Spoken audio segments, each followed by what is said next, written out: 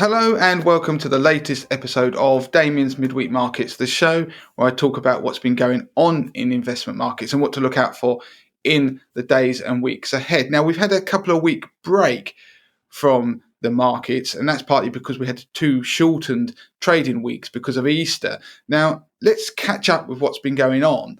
April is the start of the second quarter of 2021, has started in a very positive mood. Now, if you look at America, for example, the S&P 500, we've pushed above 4,100 for the first time ever. We're seeing new all-time highs. The Dow Jones has seen more new all-time highs. It seems to be on a relentless march higher since mid-February, where we saw the reflation trade take over, and we saw the Dow Jones typically outperform the Nasdaq 100 because those tech companies were getting hit when the 10-year US Treasury yield was rising. So rising bond yields were hurting technology stocks. Now, interestingly, in the last few days, we've seen new all-time highs on the Nasdaq 100, so that tech-heavy index in America, and it gives you a hint as to what's been going on within markets, sort of underlying. And that's that we've started to see the growth stocks start to catch up their cyclical value counterparts. So we're not seeing the reflation trade reverse. We're not seeing things like value stocks plummet in favor of growth stocks. We're just seeing growth stocks starting to play quite a quick catch up into the start of April. So we've seen new all-time highs on the Nasdaq 100 as well. And we've even seen Chinese technology stocks starting to catch a bid because they've been hit quite hard in recent months. But they are still showing signs of weakness, largely because of regulatory concerns over in China that the government might start to crack down on some of these massive technology companies. So technology stocks are playing catch up. We are seeing the wider market push high. In fact, we're in quite a positive mood generally for markets. So if you have what they call a high beta exposure, so breadth to your equity exposure, so just general market exposure, not to any particular type of value, cyclical, just the market in general, you have seen your portfolio push higher. So high beta portfolios and funds are doing quite well at the moment because, as I say, we're seeing a rally in the broad market, growth, value, cyclical. Everything's now starting to take part. And we're seeing the VIX, the fear index, fall below 17. So we've been seeing that plummeting. That means that the fear is dropping out of the markets. We've seen similarly strong moves to the downside on the VXM, which is the tech stock equivalent of the VIX.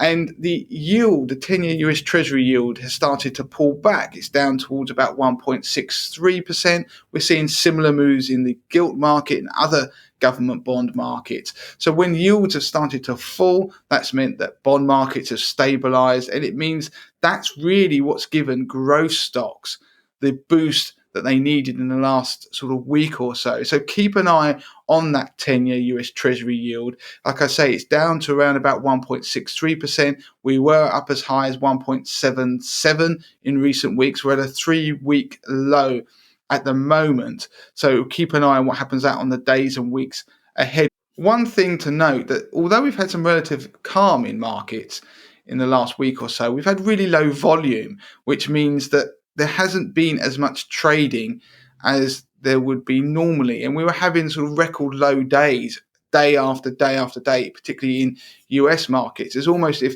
the whole market had gone to sleep. So you wonder whether it's a calm before a storm, and are we going to see the reflation trade pick back up again?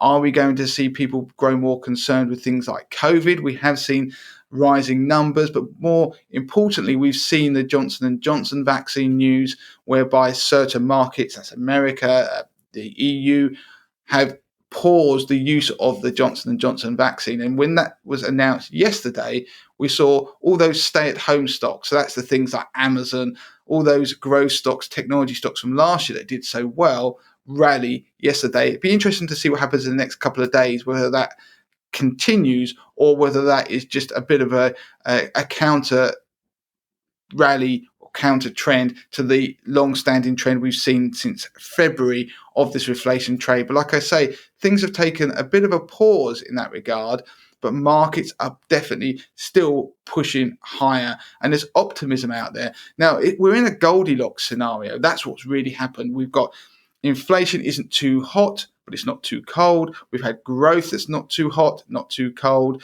We've seen COVID numbers that seem to be not too concerning. Everything is just about right. We've even had central banks making the right sort of noises about inflation being transitory, and it's not going to become ingrained, and we're not going to see wage inflation suddenly spark higher inflation more generally.